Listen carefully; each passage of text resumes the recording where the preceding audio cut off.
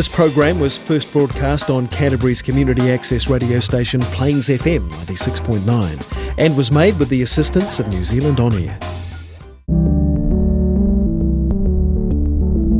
So Circular. Welcome to So Circular, a sustainability radio show and podcast discussing waste reduction and circular economy.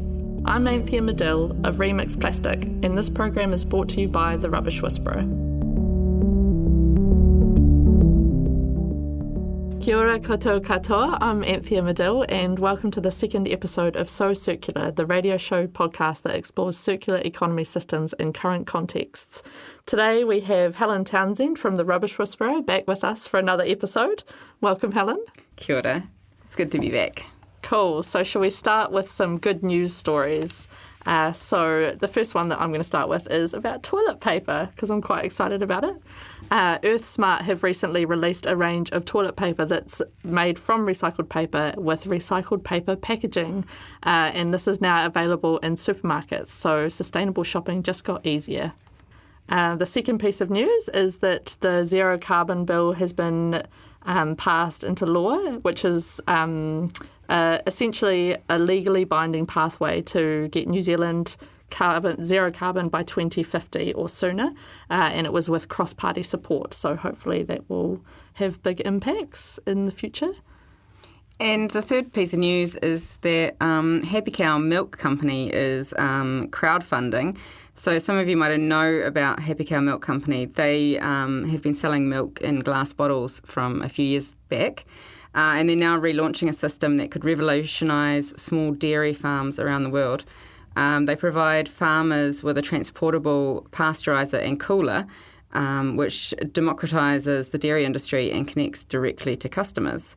So if you're interested in helping them with their crowdfunding, you can go to their website, which is happycowmilk.co.nz, and the crowdfunding closes on the 16th of December.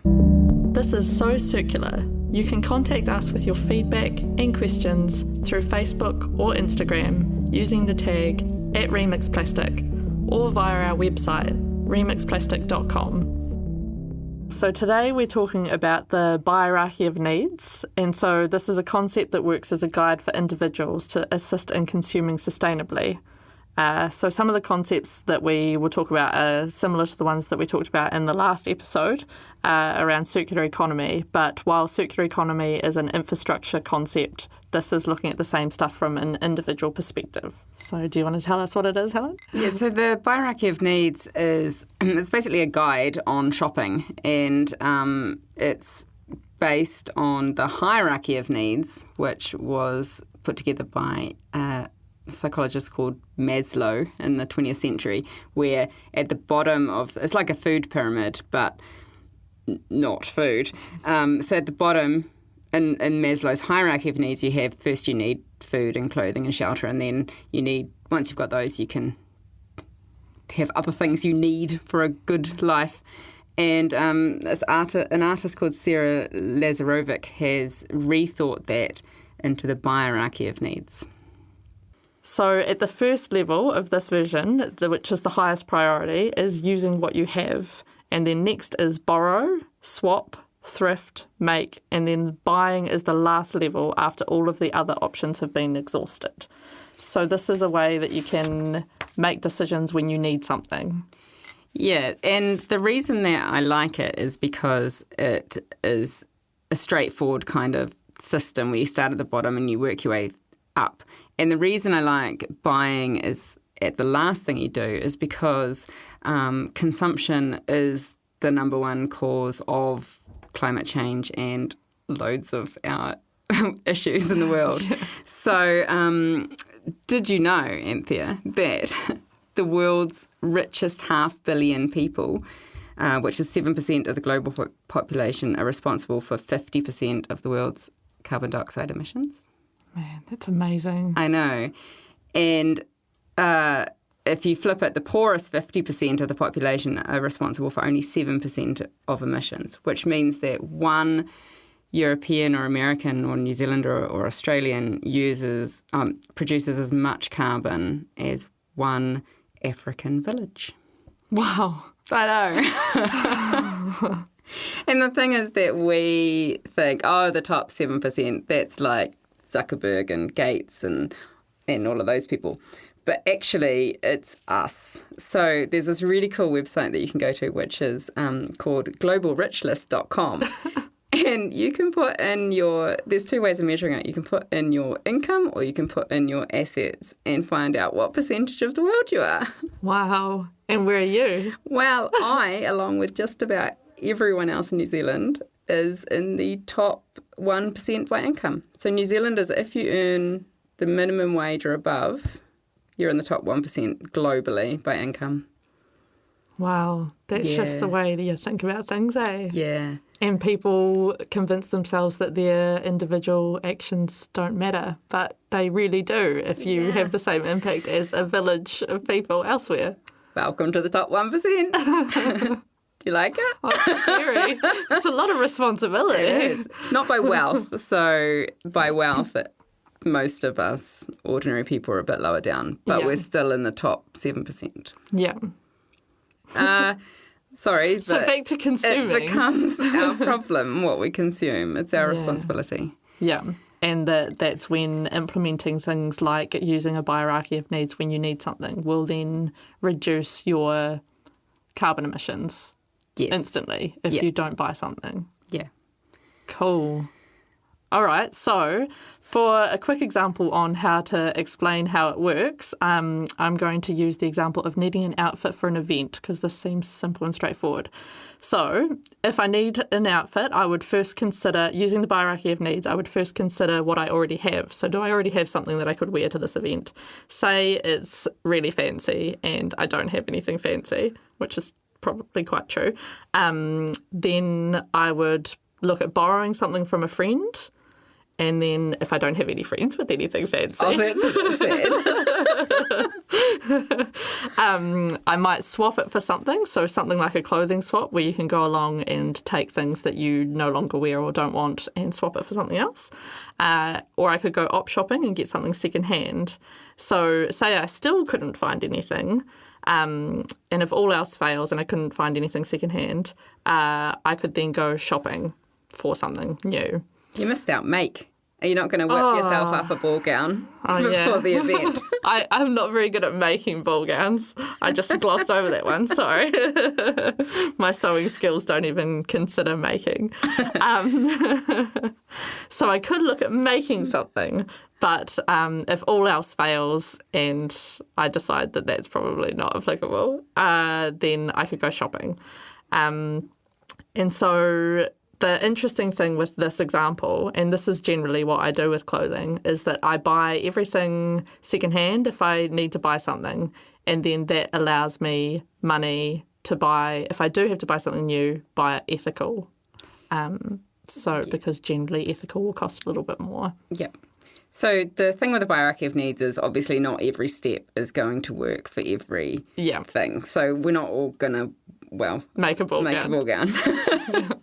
And sometimes, depending on the situation, you might not, your friends might not be the same size as you, so you might not be able to borrow them. But the other thing is that there are, speaking of clothing, there are now companies popping up. I know of some in the US, I don't know if they exist in New Zealand yet, where you can hire out catwalk clothes or that's cool. Stuff. So you just basically hire it and then take it back again. Because the thing with buying is you want to buy the best quality item you can afford because then it won't fall apart. But if you're going to a one-off fancy event, you don't want to be spending hundreds of dollars on something really good, nice quality that you're never going to use again. Yeah. So that's not helpful if there is none of that. If someone wants to set that up in New Zealand, there you go. There's a business idea for you. You're welcome. So the reason why we've chosen this topic for this episode is that Christmas is coming up and that this is a perfect time to implement this system in your household. And so it's not necessarily just for buying gifts, but you can also use it for all the other things. So like Christmas decorations and wrapping and stuff as well. So I've got a Christmas example. Excellent. So starting with gift wrapping, you could use what you have, and an awesome thing that you can do is use your kids' drawings. So people with kids that do just random artworks all the time that you don't necessarily want to keep forever and don't necessarily want to throw out, you can gift as part of the gift by wrapping a present in it. That's cool. It means we need to get the kids drawing on something bigger than A4 if someone's going to buy us big presents. That's a good point. Which they're not, because we're on the Buyerachy of Needs, and I just sounded really excited about getting a big present. Just a big box with a little everybody present in is human. Which is the problem, is we want stuff because it's nice, but we can't just keep having more and more stuff. Yeah. Another example of using what you have is wrapping with fabric scraps. And so this is what we do because they look really nice as well, is that you can, not saying that my kids' drawings don't look nice. Sorry. It's pretty bad. But you can just use like squares of fabric and wrap the gifts. And there's a whole lot of different ways that you can wrap different things as well. So there's tutorials online. And then when you gift it, you kind of have to decide what your game plan's going to be, whether you're going to give the people the fabric or whether you're going to ask for it back. Yeah, so we use gift wrapping fabric from Rapper's Delight, who's an excellent Kiwi company based in Wellington. And I use it to give people presents in the same house so that I get it back again. So that it never leaves. It's a good way to do it. And then another example is using wrapping paper that you had from last year. So many people unwrap so nicely that they can use it again. Yep, that's a classic. Surely people have been doing that for centuries. Since Christmas existed. Cool. And so the next thing up the Buyerachy is to borrow. And so this is one of those things that I don't know if it's realistic to borrow wrapping paper. But no, we'll just skip that one out from this one. Sometimes you could potentially borrow the wrapping paper from your parents that they kept from last year. Swapping, probably not appropriate for this one, but you could thrift for stuff. And so you could go to secondhand shops for fabric scraps. And there's also heaps of those gift bags around in op shops. Oh, yeah, those ones that, those sparkly ones that people put wine in. Yeah, and like kids, gift bag things. Yep. You can get those from op shops. You could make your own wrapping paper, and so there's some cool, I think if my daughter was a bit older, it would be a bit easier, but since she's so little, it would be messy. But you can get like paper, whatever you've got really, and just stamp it with stuff. Stamp it with different colours or paint it or, kind of same as kids' drawings, I guess. And then if all else fails, you could buy some wrapping paper. But you can see from this example that often the other options are actually more personalised and cheaper and are more likely reusable, recyclable or compostable after Christmas. So they all seem a little bit more environmentally friendly. Yeah. The thing with those options is that if we think about it, there's probably something for everyone. So some people really like the crunchy, crispy sound of the paper, in which case you might want to wrap in some paper. But other people like it to look really nice under the tree, in which case you might want to wrap in fabric.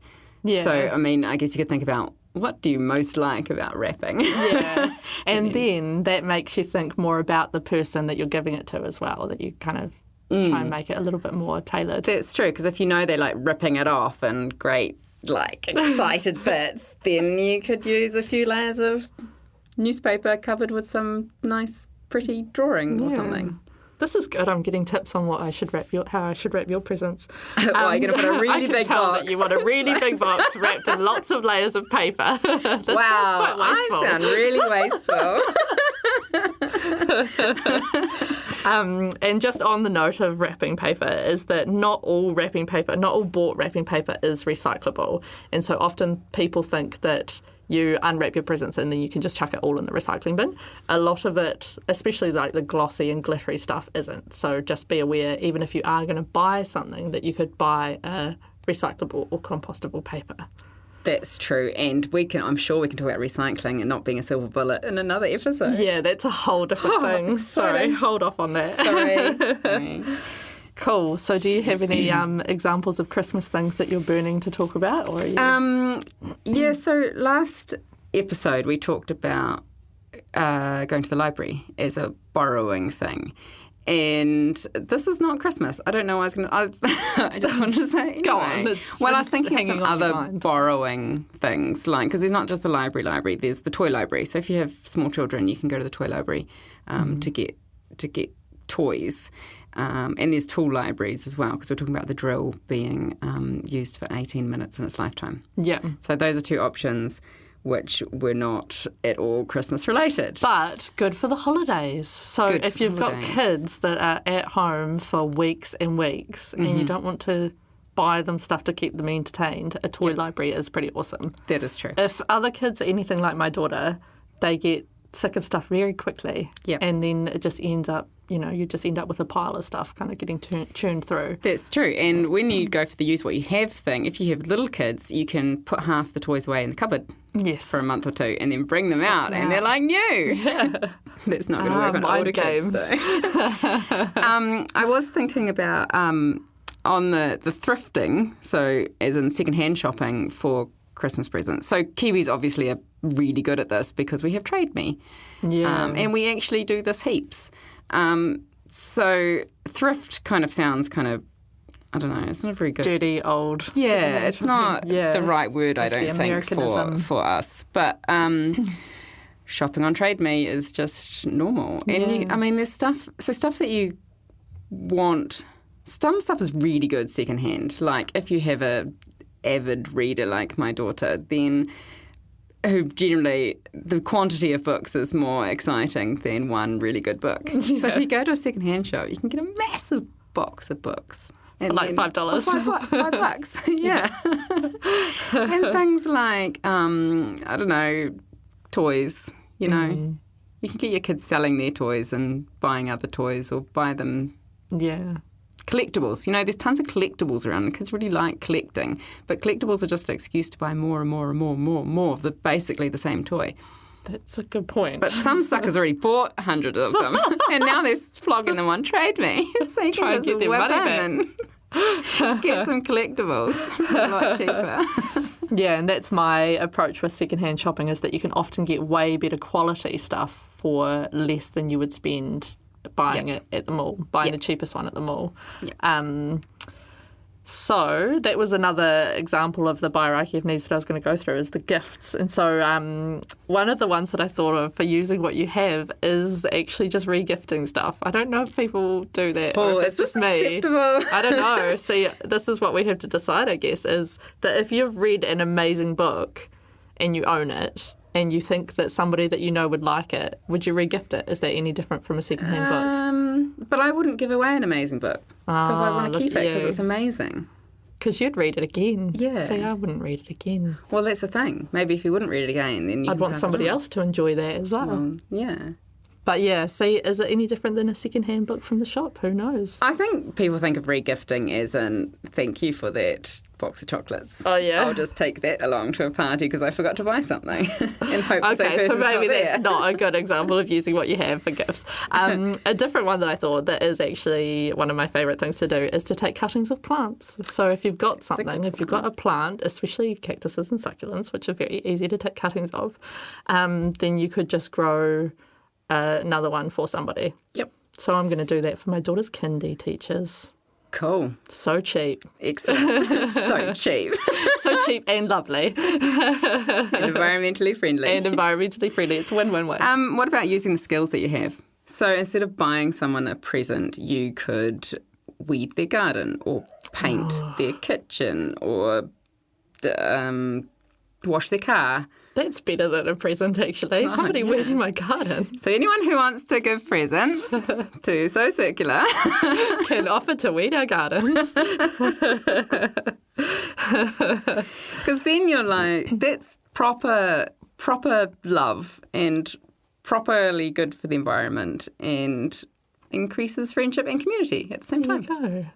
It does still fall onto that thing of there being people in the world like my husband who has to receive something on Christmas Day because there's even if it's a token little present. Well, you could make a voucher and put it in a really big box. You're going to say wrap up the weeds. Well, I reckon you could... Okay, so here's how you could do it. You could go to an op shop or Trade Me. You could buy a trowel. You could wrap up the trowel and give them the second-hand trowel. With a voucher saying, I'll weed your garden sometime. And then if you don't want the trowel, you can just give it back to the op shop. Yeah. Or sell it again on Trade Me. There you go. So good.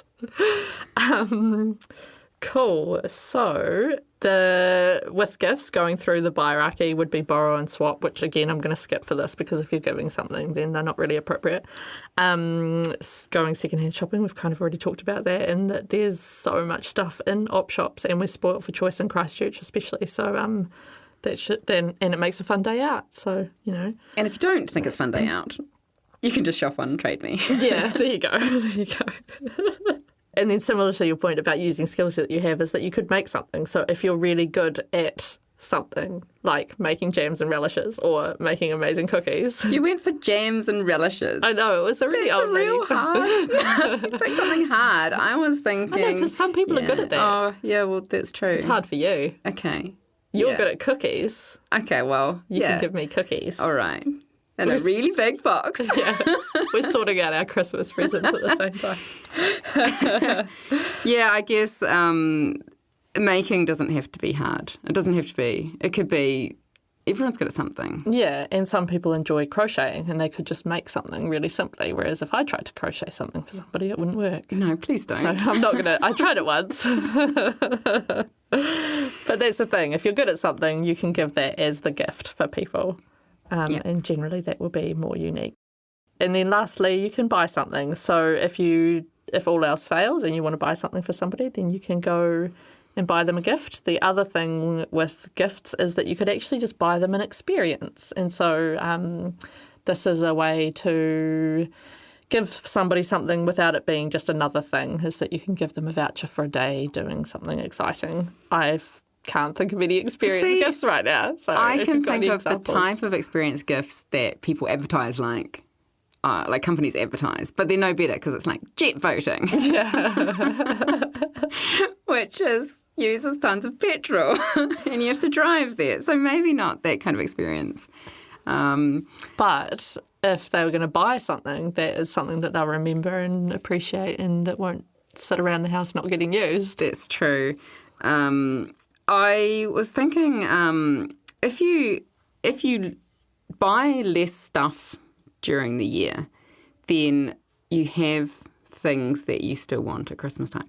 So, because everybody wants to buy you something that you want. And so if someone can come to you and say, what would you like for Christmas? And you're like, well, there is this one thing that I've been wanting for 6 months. Then you're saving up for the buying part and getting it at Christmas instead of just shopping all the way through the year and then being given stuff you don't want at Christmas time. Yeah, that is partly my fault. My problem as well is that I op shop a lot and buy stuff as I see it. And then my husband's like, what should I get you? And I'm like, don't know. Bought it all. It's terrible. I need to make a running list. So, in summary, I like really big boxes of presents, which is quite wasteful, and you buy lots of stuff at the op shop. And want cookies for Christmas. Yeah. Cool. So we're not perfect. No. I never said I was. Me neither. Cool. So for this episode's Do One challenge, then my challenge to people is going to be to start implementing the Buyerachy of needs. Well, that kind of covers the whole thing. Well, I'm going to have to be a bit more specific and say I think it should be save up the thing you want and ask for it for Christmas instead of buying it. Cool. Good one. Thanks, Helen, for coming in today. Thank you. So circular. You can listen to all our shows online at plainsfm.org.nz. For details on upcoming shows and links to resources we've mentioned in this episode, visit remixplastic.com.